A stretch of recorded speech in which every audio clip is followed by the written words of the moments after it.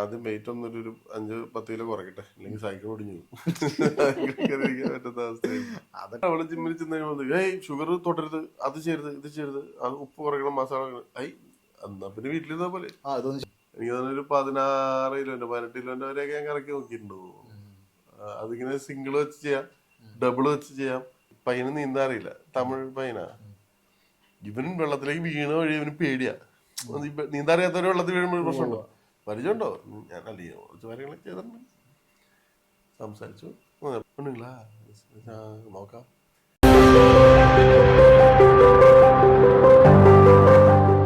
ഈ ഫിറ്റ്നസ് എങ്ങനെയാണ് ആ ഒരു ഫിറ്റ്നസ് ഇത്രയും കാത്തു സൂക്ഷിച്ചു കൊണ്ടുപോകണത്? അയ്യോ അങ്ങനെ ഒന്നും പറയാൻ പറ്റില്ല. കാരണം ഞാൻ അത്യാവശ്യം നല്ല മടിയുള്ള മനുഷ്യനാണ്. പിന്നെ ഫിറ്റ്നസ് എന്ന് പറഞ്ഞാൽ ഈ പറഞ്ഞ പോലെ സിനിമയുടെ ആവശ്യത്തിനായിട്ട് ഈ വണ്ണം കൂട്ടുക, വണ്ണം കുറയ്ക്കുക, തടി വയ്ക്കുക, മസിൽ കയറ്റുക, ഇങ്ങനെയുള്ള കാര്യങ്ങൾ ചെയ്താലേ പറ്റുള്ളൂ. നമുക്ക് ഈ സിനിമയോടുള്ള ഇഷ്ടം കൊണ്ടും അതിനോടുള്ളൊരു എന്താ പറയുക, ആ ഒരു പാഷൻ കൊണ്ട് നമ്മളത് ചെയ്തു പോകുന്നു എന്നുള്ളത് മാത്രമാണ്. പിന്നെ I try to keep myself healthy. ഇപ്പൊ കുറെ കാലങ്ങളായിട്ട് ഇപ്പൊ നാട്ടിൽ നിന്നാണെങ്കിലും ഈ പറഞ്ഞ പോലെ വല്ല സൈക്ലിങ്, ഓട്ടം, ജിമ്മ്, എന്തെങ്കിലുമൊക്കെ ആയിട്ട് പരിപാടി കയ്യിൽ പിടിക്കുമായിരുന്നു. ഇവിടെ വന്ന പിന്നെ സൈക്ലിങ് ഇല്ല, റണ്ണിങ് വല്ലപ്പോഴും ഉണ്ട്, ജിമ്മുണ്ട്. ജിമ്മില് റെഗുലർലി ഇറഗുലർ എന്ന് വേണേൽ പറയാം ഇപ്പോ. പക്ഷെ ഇല്ല, ഒന്നൊന്നുകൂടി ഒന്ന് അപ്പൊ ആ വെയിറ്റ് കൂട്ടിയതൊന്ന് കുറഞ്ഞു വരുന്നേ ഉള്ളൂ. വാലുവിനെ കൂട്ടിയത് അത് കഴിഞ്ഞിട്ട് ഉഴപ്പി എനിക്കങ്ങനെ ടാർഗറ്റ്, ഞാനങ്ങനെ വെയിറ്റ് ഒരുപാട് നോക്കുന്ന ഒരാളല്ല. നമുക്ക് കണ്ണാടിയിൽ നോക്കുമ്പോ ക്ലീൻ ആയിരിക്കും, നമുക്ക് ശരീരം കൊണ്ട് എല്ലാം ചെയ്യാൻ പറ്റണം എന്നുള്ളത് മാത്രമേ ഉള്ളൂ. ആഡിറ്റ്യൂഡിലുള്ള ആ ഒരു ഫിഗർ അന്നൊക്കെ എത്ര വെയിറ്റ് ഉണ്ട്? ആടിന് എനിക്ക് 128 130 അത്രയും വേണ്ട. എനിക്ക് ഒരു 100 ചില്ലറ 114 115 നിർത്തണമെന്നുണ്ട്. നോക്കട്ടെ, ഇപ്പൊ ഉഴപ്പ് കുറച്ച് കൂടുതലാ ഇപ്പൊ. നമ്മള് സൗഹൃദ സംഭാഷണത്തിൽ ഇങ്ങനെ പറയാറുണ്ട്, മറ്റേ നാട്ടില് പണ്ട് സൈക്ലിങ് കൊണ്ടുവരാൻ വേണ്ടിട്ട് ഒരു വാർത്താ സമ്മേളനം വിളിച്ചൊരു സംഭവം. സൈക്ലിംഗ് ഒരു ഇപ്പൊ എനിക്ക് കൃത്യം ഓർമ്മയില്ല, എനിക്ക് തോന്നുന്നത് 2011 നമ്മളവിടെ സൈക്ലിംഗ് കൊണ്ടുവരുന്നത്. 11 2000 ഓർമ്മയില്ല. കുറെ മുമ്പ് നമ്മൾ സൈക്ലിംഗ് തുടങ്ങിയതാ. സൈക്ലിംഗ് തുടങ്ങിയെന്ന് പറഞ്ഞാൽ ഈ പറഞ്ഞാൽ മടി കാരണം തുടങ്ങിയ സംഭവമാണ് സൈക്ലിംഗ്. കാരണം ഈ പറഞ്ഞാല് വീട്ടിലിരിക്കുക, തിന്ന, വല്ല കൊളസ്ട്രോളും ഷുഗറൊക്കെ ഉണ്ടാക്കി വെക്കാന്നല്ലാതെ വേറെ ഒരു പരിപാടി നടക്കണില്ല. അപ്പൊ അങ്ങനെ നമ്മുടെ സുഹൃത്ത് പറഞ്ഞു, നമുക്ക് സൈക്കിള് മേടിച്ച് ചവിട്ടിയാലോ. അപ്പൊ ഇതിന് ഇൻട്രസ്റ്റ് എന്താ വെച്ചാൽ സൈക്കിള് മേടിക്കാന്നുള്ളതാണ്. പുതിയൊരു സാധനം, പുതിയൊരു ഗാഡ്ജറ്റ് മേടിക്കാന്നുള്ളതാണല്ലോ അവിടെ. സൈക്കിള് കൊള്ളാം, ശരിയടാ ചെയ്യാന്ന് പറഞ്ഞു. അങ്ങനെ പറഞ്ഞു തീർന്നില്ല. അന്ന് വൈകുന്നേരം അവനൊരു സൈക്കിളും കൊണ്ടുവന്നു. ഡെക്കാത്തലോണിൽ നിന്നൊരു സൈക്കിൾ മേടിച്ചിട്ട് വന്നു. ഹൈ അതായത് തുടങ്ങല്ലേ അങ്ങനെ. അപ്പൊ തന്നെ എല്ലാരും 2-3 പേരുണ്ട്, ഞങ്ങൾ എല്ലാരും പോയി ഒരു സൈക്കിൾ മേടിച്ച് അങ്ങനെ ചവിട്ടി തുടങ്ങി. പക്ഷെ അതൊരു തമാശ അല്ലെങ്കിൽ ഒരു വെറുതെ ഒരു ജസ്റ്റ് ഫൺ രീതിയിൽ നമ്മൾ തുടങ്ങിയതാണ്. രാവിലെ ഏർലി മോർണിംഗ് ഇറങ്ങും, എവിടെയെങ്കിലും പോയി ഒരു ചായ കുടിക്കും, തിരിച്ചു വരും. ഇതായിരുന്നു നമ്മുടെ ഉദ്ദേശം. അതാണ് പരിപാടി. അതായത് വീട്ടില് ചായ കുടിക്കുന്ന ഒരു ചായ റൈഡ്. നമ്മുടെ പേരും തന്നെയായിരുന്നു, മൺസൂൺ ടീ റൈഡേഴ്സ് ആണ് പേരിട്ടെ. മഴ ഉണ്ടായിരുന്നു. ഇപ്പൊ മഴ നനഞ്ഞ് പണ്ട് ചെറുപ്പത്തിലേക്ക് പോയിരുന്ന പോലെ നല്ലൊരു ചായ കുടിക്കുക. കുറച്ച് ഭംഗിയുള്ള ലൊക്കേഷൻ, കൊച്ചിയിൽ അങ്ങനെയുള്ള സ്ഥലം ഇഷ്ടമാരുള്ള ഞാൻ പുഴത്തീരത്തൊക്കെ പോയിട്ട് ചായ കുടിച്ചിട്ട് വരിക എന്നുള്ളൊരു ഐഡിയ ആയിരുന്നു. പിന്നെ അത് കുറച്ചുകൂടി സീരിയസ് ആയി തുടങ്ങി. അങ്ങനെ നമ്മുടെ ഗ്രൂപ്പിൽ 10-45 പേരായി. സ്പെസിഫിക് റൈഡ്സ് ആയി. Daily 40 kilometres, weekends 100+ kilometres. അങ്ങനെ ഈ പറഞ്ഞാല് ബോംബെയും പോണ്ടിച്ചേരിയും വരെയൊക്കെ ചവിട്ടി തുടങ്ങി. ബിആർഎമ്മുകൾ ചെയ്തു തുടങ്ങി. അങ്ങനെ പക്ഷെ അതില് നമ്മൾ തുടങ്ങിയ സമയത്ത് ഈ പറഞ്ഞ നമ്മുടെ സുഹൃത്ത് വന്നിട്ട് പുള്ളിക്ക് മുട്ടിന്റെ ഇഷ്യൂ കാര്യങ്ങളൊക്കെ ഉണ്ടായിരുന്നു. നീ റീപ്ലേസ്മെന്റ് പറഞ്ഞങ്ങനെ കക്ഷിയായിരുന്നു. പുള്ളി ഞങ്ങളോട് വന്ന് സൈക്കിൾ കെട്ടിയിട്ട് പുള്ളിക്ക് റീപ്ലേസ്മെന്റ് ആവശ്യമില്ല എന്നുള്ളൊരു അവസ്ഥയിലേക്കായി. അപ്പോഴേ നമ്മളും ഇതിന്റെ ഓരോ കാര്യങ്ങൾ റിയലൈസ് ചെയ്യണം. മനസ്സിലായി, നമ്മളെല്ലാരും വണ്ണം കുറയുന്നുണ്ട്, നമ്മുടെ അജിലിറ്റി മാറുന്നുണ്ട്, നമുക്കറിയാലോ. നമ്മൾ ബെറ്റർ ഹെൽത്ത് ആകുമ്പോൾ നമുക്കറിയാം. പക്ഷെ നമ്മൾ ഈ സൈക്ലിംഗ് അല്ലാണ്ട് വേറെ പ്രത്യേകിച്ച് ഒരു തേങ്ങ നമ്മൾ ചെയ്യണില്ല. പണ്ട് തിന്നിരുന്ന പോലെ തിന്നണമുണ്ട്, എല്ലാം ഉണ്ട്. അപ്പൊ ഇതിന്റെ ഒരു നല്ല വശങ്ങള് അറിഞ്ഞു തുടങ്ങിയപ്പോ അന്നൊന്നും റോഡിൽ ഇത്രമാത്രം സൈക്ലിസ്റ്റിനും നമ്മൾ കണ്ടിരുന്നില്ല. നമ്മള് പത്രസമ്മേളനമൊക്കെ വിളിച്ചു കൂട്ടി. നമ്മളൊരു റൈഡ് നടത്തിയിരുന്നു. അതെ, റീസൺ എന്താ വെച്ചാൽ നമ്മളൊരു 67ാമത്തെ ഇൻഡിപെൻഡൻസ് ഡേക്ക് ആയിട്ടായിരുന്നു, ഒരു August 15th 67th ആണെന്ന് തോന്നുന്നു. 67th ഇൻഡിപെൻഡൻസ് ഡേക്ക് 67 കിലോമീറ്റേഴ്സ് ഓഫ് റൈഡ്, അങ്ങനെ എന്തോ ആയിരുന്നു നമ്മുടെ റൈഡ്. നമ്മൾ ആൾക്കാരെയൊക്കെ വിളിച്ച് അപ്പോൾ അതിന്റെ ഒരു പത്രസമ്മേളനം വിളിച്ച് ഇതിന്റെ ഗുണഗണങ്ങൾ, ഇതുകൊണ്ടുണ്ടായ എക്സ്പീരിയൻസുകൾ, കാര്യങ്ങളെല്ലാം പറഞ്ഞ് കുറെ ഇതൊക്കെ ചെയ്തായിരുന്നു. പക്ഷെ അത് പത്രത്തിലൊന്നും ഒരു ചെറിയ നോബഡി വാസ് ഇൻട്രസ്റ്റഡ്. അല്ല, അന്ന് ഇത്ര ഇതല്ലല്ലോ, പോപ്പുലർ അല്ലല്ലോ. Nobody was interested. ഇങ്ങനെ മൺസൂൺ ട്രീ റൈഡേഴ്സിന്റെ ഇതിൽ ഇങ്ങനെ ഒരു റൈഡ് നടത്തുന്നു, ഇന്ന പോലെയാണെന്ന് പറഞ്ഞ് ഇയാൾ പറഞ്ഞു, ഒരു ചെറിയ സാധനമാണ്. പക്ഷെ ആ റൈഡ് ഭയങ്കര സക്സസ്ഫുൾ ആയിരുന്നു. 100-200 ചില്ലാൻ റൈഡേഴ്സ് ഉണ്ടായിരുന്നു പല സ്ഥലത്തും. അന്നാണ് ഞങ്ങൾ റിയലൈസ് ചെയ്യുന്നത് ഇത്ര റൈഡേഴ്സ് ഇവിടെ ഉണ്ട് എന്നുള്ളത്. പിന്നെ കോവിഡ് വന്നപ്പോ നിറച്ച് റൈഡേഴ്സ്. അപ്പൊ ഇപ്പൊ കൊച്ചിയിൽ രാവിലെ റൈഡ് ചെയ്ത് നിന്നിട്ടുണ്ടെങ്കിൽ റോഡില് നിറച്ച് സൈക്കിൾസാ. Happy to see that. പിന്നെ ഇത്ര ഗ്രൂപ്പുകളും നല്ല ഇത്ര ഗ്രൂപ്പുകള്, ഇഷ്ടംമാതിരി ഗ്രൂപ്പുകള്. അപ്പൊ ഇപ്പൊ ആൾക്കാരെ ഐ ഡോണ്ട് നോ വെദർ അവരതിന്റെ ഗുണം റിയലൈസ് ചെയ്തിട്ടാണോ എന്നറിയില്ല. പക്ഷെ എന്റെ എക്സ്പീരിയൻസിൽ ഞാൻ ട്രൈഡ് ഗെയിംസ്, ബാസ്കറ്റ്ബോൾ കളിച്ചിട്ടുണ്ട്, വോളിബോൾ കളിച്ചിട്ടുണ്ട്, ക്രിക്കറ്റ് കളിച്ചിട്ടുണ്ട്, ബാഡ്മിന്റൺ കളിച്ചിട്ടുണ്ട്, ജിമ്മിൽ പോയിട്ടുണ്ട്, നീന്താൻ പോയിട്ടുണ്ട്, ഓടാൻ പോയിട്ടുണ്ട്, ഇതൊക്കെ പോയിട്ടുണ്ട്. പക്ഷെ സൈക്ലിംഗ് ഒരു വൺ ഗുഡ് തിങ് ഇസ് നമ്മുടെ ട്രാഫിക് ഒഴിച്ചാൽ അതൊരു വലിയ പ്രശ്നമാണ്. നാട്ടിലെ ട്രാഫിക്കിന്റെ ഒരു പ്രശ്നം ഒഴിച്ചാൽ സൈക്ലിംഗ് നോൺ ഇമ്പാക്ട് ആണ്. നമ്മൾ ഓടുമ്പോ ഉള്ള പോലെ ഈ ജോയിന്റ്സിനൊന്നും ഒന്നും വരുന്നില്ല, മനസ്സിലായി? കറക്റ്റ്. അപ്പൊ നോൺ ഇമ്പാക്ട് ആയിട്ടുള്ള ഒരു എക്സസൈസ് ആണ്, കാർഡിയോ എക്സസൈസ് ആണ്, ഭയങ്കരമായിട്ട് എൻജോയ് ചെയ്യാൻ പറ്റുന്ന ഒരു സ്ഥലമാണ്. അപ്പൊ 1 മണിക്കൂർ 2 മണിക്കൂർ കൊണ്ട് നമുക്ക് 10-25 കിലോമീറ്റർ യാത്ര ചെയ്ത് സുഖിച്ച് രസമായിട്ട് ഭയങ്കര കിട്ടും. അതെ. അപ്പൊ നോക്കിയിട്ട് ഞാൻ അങ്ങനത്തെ എക്സസൈസ് ഗ്രൂപ്പില് ഏറ്റവും നന്നായിട്ട് ഞാൻ പ്രിഫർ ചെയ്യുന്ന സാധനം സൈക്ലിംഗ് ആണ്. നമുക്ക് ഇവിടെ കൂടിയാലോ. ഞാനിവിടെ ആദ്യം ഐ ഹാഡ് എ സൈക്കിൾ. ഞാൻ ഒരു പ്രാവശ്യം ഓഫീസിലേക്ക് നേരെ സൈക്കിളിലാണ് പോയിരുന്നത്. ഒരു വണ്ടി ഒരു ദിവസം തട്ടിട്ടാണ് പോയി. അപ്പൊ അത് കഴിഞ്ഞപ്പോ ഈ ടെൻഷനായി. ശ്രദ്ധിക്കണം. അതാണ് സൈക്കിൾ ട്രാക്സ് ഒക്കെ ഇപ്പൊ പണ്ടത്തെ പോലെ നല്ല ഒരുപാട് സൈക്കിൾ ട്രാക്സ് ഉണ്ട്. അതെ അതെ. ഈ ഒരു ഏരിയയില് എല്ലായിടത്തും ട്രാക്സ് പ്രൊവൈഡ് ചെയ്തിട്ടുണ്ട്. ഇവിടെ ഉണ്ട്, പാർക്കിലൊക്കെ ഉണ്ട്. അതെ അതെ. ബർവേലാണ് ബിഗസ്റ്റ് ട്രാക്ക്. ബർവേല് ബിഗസ്റ്റ് ആണ്. ഒന്നുകൂടെ സൗകര്യത്തിൽ നമുക്ക് ചവിട്ടാൻ പറ്റുന്നത് അൽക്കോറിലേക്ക്, മറ്റേ നമ്മുടെ യൂണിവേഴ്സിറ്റിയുടെ അവിടെ നിന്ന് അൽക്കോർ വരെയുള്ള.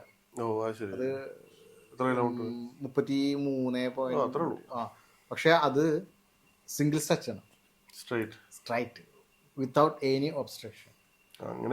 അതിന് വേൾഡ് റെക്കോർഡൊക്കെ കിട്ടിയിട്ടുള്ള, ഗിന്നസ് വേൾഡ് റെക്കോർഡ് കിട്ടിയിട്ടുള്ള ഒരു ട്രാക്ക് അത്. നമുക്ക് കൂടെ, ഞങ്ങൾക്ക് ഇവിടെ ഞാൻ മുൻപ് അന്ന് പറഞ്ഞിട്ടില്ലേ, നമുക്കൊരു ഗ്രൂപ്പ് ഉണ്ട്, നമുക്ക് അപ്പം കൂടിയിട്ട് നമുക്ക് നോക്കാതെ. ആദ്യം വെയിറ്റ് ഒന്നൊരു 5-10 കിലോ കുറയ്ക്കട്ടെ, അല്ലെങ്കിൽ സൈക്കിൾ ഓടിഞ്ഞു പറ്റാത്ത അവസ്ഥയായി. അതൊക്കെ അതൊക്കെയാണ് എന്റെ ഫിറ്റ്നസ്. ഞാൻ വലിയ ഡയറ്റും കാര്യങ്ങളൊന്നും അങ്ങനെ നോക്കാറില്ല. ഡയറ്റ് നോക്കാറില്ല പറഞ്ഞാൽ വലിയ കുഴപ്പമില്ലാത്ത ഡയറ്റാണ്. ഇങ്ങനെ അങ്ങനെ കഴിക്കണം ഇങ്ങനെ കഴിക്കണം മാക്രോ മൈക്രോ അങ്ങനെയൊന്നും ഞാൻ നോക്കാറില്ല. നമ്മൾ വർക്കൗട്ട് ചെയ്യണമെങ്കിൽ നമ്മള് 2 സ്പൂൺ പഞ്ചസാര ഇട്ട് ചായ കുടിക്കാൻ പറ്റില്ല, പിന്നെ എന്തിനാ വർക്കൗട്ട് ചെയ്യാന്നുള്ളത്.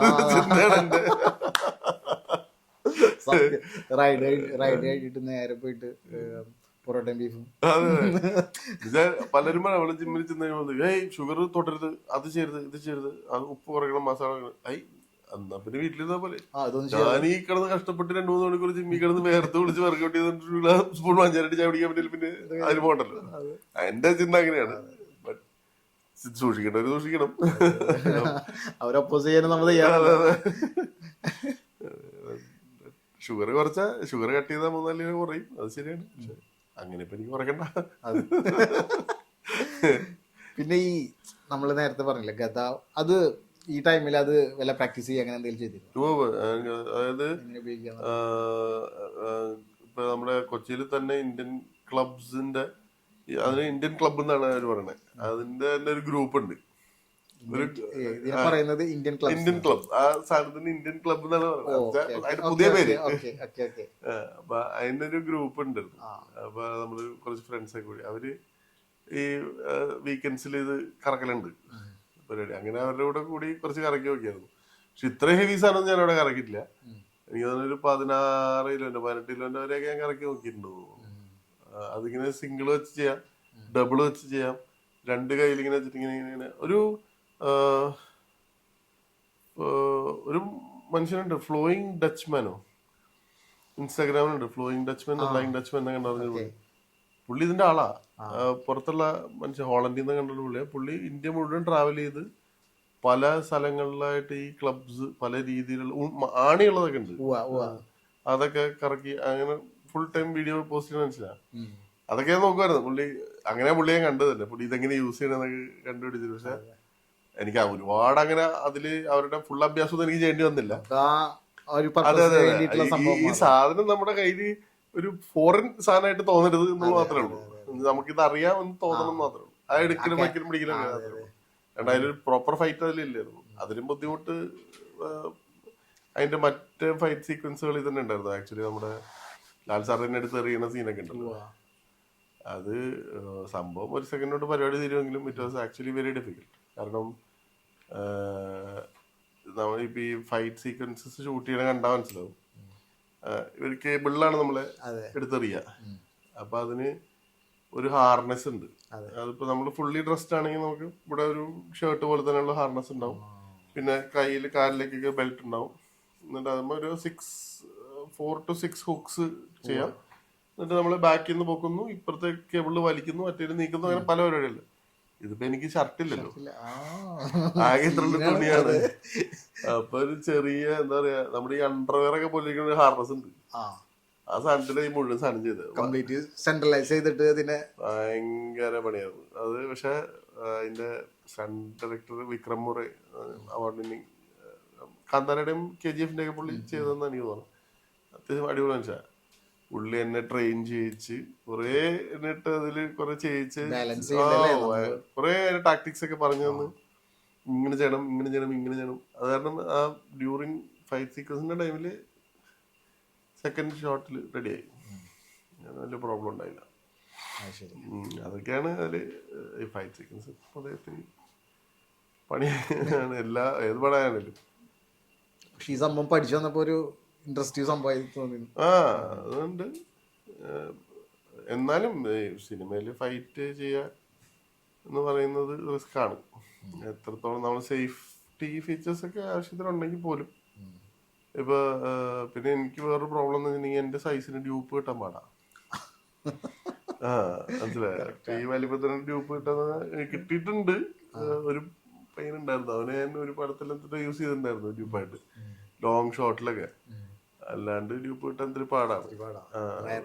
അതെ അതെ. അപ്പൊ അതുകൊണ്ട് ഇപ്പൊ ആന്റണി ഷൂട്ട് ചെയ്തോണ്ടിരുന്ന സമയത്ത് അതില് ലാസ്റ്റ് ആ ജോജു എന്നെ എടുത്തിട്ട് ഇങ്ങനെ എറിയും. അപ്പൊ ഞാൻ സ്വിമ്മിംഗ് പൂളിലേക്ക് വീണൊരു സീനാണ്. അതൊരു ഡ്യൂപ്പിനെ കൊണ്ടാ ജയിച്ചത്. എനിക്ക് ആദ്യം മനസ്സിലായി ഇവനെ എന്റെ ഡ്യൂപ്പ്. ഒരു പന്തല്ലേ ഞാനായിട്ട്, അവനൊരു 60 കിലോ ഉണ്ടാവുള്ളൂ. ക്ഷീണിച്ച് പൊക്കത്തൊരു പയ്യൻ. വല്ല ലോങ് ഷോട്ടിൽ എന്റെ സെയിം ഡ്രസ്സിലൊക്കെ ആണെങ്കിൽ അറിയില്ലായിരിക്കും. എന്തെങ്കിലും ചേട്ടൻ ഞാനും മാറിയിരുന്നു. അത് അവരുടെ ബിസിനസ്സാണ്, നമ്മളതിൽ ഇടപെടാറില്ല. പക്ഷെ പ്രോബ്ലം എന്ന് പറയും, ഇവന് നീന്താറിയില്ല. ഈ പയ്യന് നീന്താറിയില്ല, തമിഴ് പയ്യനാ. ഇവൻ വെള്ളത്തിലേക്ക് വീണ വഴി ഇവന് പേടിയാ. നീന്താറിയാത്തവര് വെള്ളത്തിൽ വീഴുമ്പോൾ പ്രശ്നമുണ്ടോ, വീണ്ടും നീന്താൻ പൊങ്ങി വരും. ജോഷി സാർ അവിടെ ഒന്ന് പുരത്തെറി. ഇവന് 6:30 എന്നൊക്കെ ചോദിച്ചു. കാരണം കാര്യം നടക്കണില്ല. അപ്പൊ ഞാൻ പതുക്കെ ചെന്ന് ജോഷി സാറോട്, സാർ ഞാൻ ചേട്ടൻ ചോദിച്ചു. ജോഷി സാർ അരി പറ്റും, വേറെ പണിയൊന്നുമില്ല, എന്തിനാ തമ്മിൽ ചേട്ടൻ? അല്ലേ സാറേ, ഇത് എനിക്ക് മനസ്സിലാവണില്ല. ഈ ഷോട്ട് എടുത്തിട്ട് പിന്നെ മറ്റേത് ലോങ് കാണിച്ച് പിന്നെ ഞാൻ പൊങ്ങി തന്നെ എന്തിനു പാടുവന്ന, ഞാൻ ചെയ്താൽ പോരെ. ചെയ്യോ, പരിചയമുണ്ടോ? ഞാൻ അല്ലയോ കുറച്ച് കാര്യങ്ങളൊക്കെ ചെയ്തിട്ടുണ്ട്. സംസാരിച്ചു. അപ്പം രാഷ്ട്രമാണല്ലോ, അതൊക്കെ ചെന്ന് ഞാൻ സാർ പറഞ്ഞു. പക്ഷെ പൊതുവെ അവര് ചെയ്യാൻ വെച്ചിരിക്കുന്ന കാര്യങ്ങൾ നമ്മൾ ചെയ്യുന്നത് അവർക്ക് വലിയ താല്പര്യമുള്ള കാര്യമല്ല. അവരുടെ പണിയിൽ നമ്മൾ തലയിടാണല്ലോ. സ്റ്റിൽ ഞാൻ പുള്ളിയോട് പറഞ്ഞ്, സാർ ഒന്നുമില്ല നോക്കാം, ഷുവറാ? ഞാൻ ഷുവറാ, ശരി സാർ നോക്കാം. വലിക്കും, അടി കെട്ട് അടി വലിക്കുന്നുണ്ട്. ഈ പ്രോബ്ലം എന്താ വെച്ചാല് അത് ഫുൾ ഡ്രസ്സും ഹാർനസ്സൊക്കെ ഉണ്ട്. പക്ഷെ ഇത് ഈ സ്വിമ്മിംഗ് പൂളിന്റെ മുകളില് ആണ് അതിന്റെ ഒരു കപ്പി. എന്നിട്ട് നമ്മളിങ്ങനെ എയറിൽ ചാടി വീഴ. ഈ സ്വിമ്മിംഗ് പൂളിന്റെ മുകളിൽ മരമൊന്നും ഉണ്ടാവില്ലല്ലോ. ഇങ്ങനൊരു കേബിൾ കെട്ടിട്ട് ആ കേബിളിന്റെ നടുക്ക് ഒരു കപ്പി കെട്ടിയിട്ട് അങ്ങനെയാണ് ചെയ്തേക്കണേ. അപ്പൊ അതിന് ലിവറേജ് വരും. 60 കിലോ ഉള്ളവൻ പൊങ്ങിയപ്പോ അത്രയും ലിവറേജ് വരില്ല. 130 കിലോ ഉള്ളവൻ പൊങ്ങുമ്പോ നല്ല ലിവറേജ് വരും. അപ്പൊ ഞാനിത് ഇവനോട് ആദ്യമേ പറയുന്നുണ്ട്. എന്നെ ഇത് കെട്ടിയപ്പോഴും ഞാനിങ്ങനെ വലിച്ചു നോക്കുമ്പോ തന്നെ എനിക്കറിയാലോ. ഞാൻ പറഞ്ഞു, ഇത് എനിക്കൊരു സംശയമുണ്ട്, അവന്റെ വെയിറ്റ് അല്ല എന്റെ വെയിറ്റ്, അപ്പൊ ഈ ലിവറേജ് പ്രോബ്ലം ഉണ്ടാവും. ഒരു കുഴപ്പമില്ല. ശരി, ഓക്കെ, ആക്ഷൻ. ഇവൻ കാണിച്ച് ഞാൻ ടപ്പ് ചാടി. ഞാൻ മുകളിൽ പോയി കറങ്ങിട്ട് വീണിട്ടേ, അതായത് ഈ സ്വിമ്മിംഗ് പൂളിന്റെ വോളുണ്ടല്ലോ, മതില്, വെള്ളം, എന്റെ തല ഇതിങ്ങനെ പോണെ ഈ മതിലിനോട് ചേർന്ന് ഒരു 5 mm ഗ്യാപ്പിലാണ് എന്റെ തല കറങ്ങിട്ടേ. കാരണം ഇതിങ്ങനെ വലിഞ്ഞിട്ട് മറ്റവൻ നടിക്കലും കാൽക്കുലേഷൻ വഴി ഞാൻ അറിഞ്ഞില്ലത്. കറങ്ങിന താഴെ വീണ് ഞാൻ എഴുന്നിട്ട് ഇങ്ങനെ വന്ന് കാണുന്ന സീനെന്ന് അറിയോ, ജോജു ഇങ്ങനെ ഉണ്ട്. ജോജു എല്ലാരും ഇങ്ങനെ ചത്തില്ലടാന്നുള്ള ഇതില് ഞാൻ എന്തേ നീ ഒന്ന് കണ്ടു വീഡിയോ ഷൂട്ട് ചെയ്ത പീസ് ഇട്ടിട്ട് ഇങ്ങനെ ജസ്റ്റ് അപ്പൊ ആരും തെറ്റായി. പക്ഷെ പ്രശ്നമാണ്, ഒരു ഇത്തിരിയൊക്കെ മാറിയിരുന്നെങ്കിൽ പോയി തലയൊന്നും അടിക്കില്ലേ. അങ്ങനെയുള്ള കാര്യങ്ങൾ അതൊക്കെ എല്ലാ സിനിമകളിലും എല്ലാവർക്കും വരാവുന്ന കാര്യങ്ങളാണ്.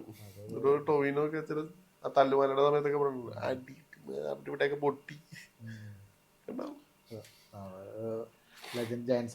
എങ്ങനെയാണ്? അതെ അതെ അതെ, ഇതേപോലെ നമ്മള് സൂക്ഷിച്ചാൽ നമുക്ക് കൊള്ളാം. ലാൽ സാർ എപ്പോഴും സൂക്ഷിച്ചോട്ടാ, നോക്കിയൊക്കെ ചെയ്താൽ മതി. അതെ, നമ്മളെ രക്ഷിക്കും നമ്മൾ മാത്രമേ ഉള്ളൂ. എല്ലാവരോട് ചോദിക്കും സാറേ, ലാലേട്ടനാണ് ഇഷ്ടം, നമുക്കെന്നാണ് ഇഷ്ടം എന്നിരിക്കുന്ന പോലെ എനിക്ക് അച്ഛനും അമ്മ വരെ പോലെ എല്ലാവരും. ഏതായാലും വന്ന സ്ഥിതിക്ക് ഒരു വേഷം ചെയ്തിട്ട് പോകും. അല്ല ഏതായാലും വന്നില്ലേ, ഒരു വേഷം ചെയ്തിട്ട് പോകുന്നത്. നമുക്ക് ടൈമിംഗ് ഒന്നും വലിയ ഐഡിയ ഇല്ലാത്ത കാരണം ഞാൻ ചാടാൻ ഇത്തിരി വൈകി. ഇവരെന്തിനാ ഇപ്പോഴും ഈ രാത്രി നൈറ്റ് ഫൈറ്റ് മഴയത്തൊക്കെ കിടന്ന് ചാടി മതിലൊക്കെ ചാടി എന്ത് കാര്യം ഇരിക്കണം, മനസ്സിലായില്ലേ? അപ്പൊ അവർക്ക് സിനിമയോടുള്ള ഒരു പാഷനാണ്. അത് ഇപ്പോഴും വീട്ടിലല്ലേ ഒരു പ്രാണിനെ അത് സ്പോട്ടിൽ ഉണ്ടായത് സംഭവം. അതെ അതെ.